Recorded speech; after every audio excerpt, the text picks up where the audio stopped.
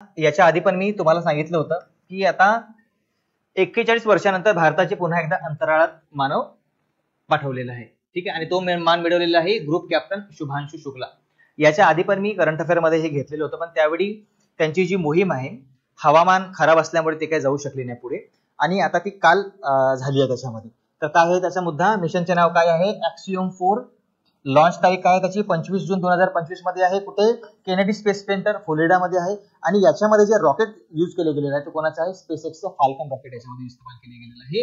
ठीक आहे, त्याला काय म्हणतात, ग्रेस कॅप्सूल म्हणतात.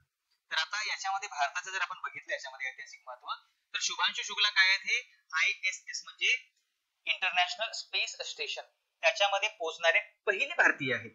याच्यामध्ये पोहोचणारे पहिले भारतीय आहेत. याच्या आधी 1984 मध्ये काय झालं होतं, राकेश शर्मा यांनी रशियन सोयुझ मोहिमेद्वारे अंतराळामध्ये प्रवेश केला होता, पण त्यावेळी इंटरनॅशनल स्पेस स्टेशन बांधलेलं नव्हतं.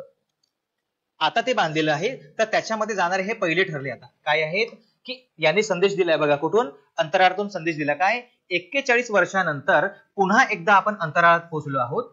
माझ्या खांद्यावर तिरंगा आहे. काय आहे, तिरंगा आहे, जो मला आठवण करून देतो की मी तुमच्या सोबत आहे.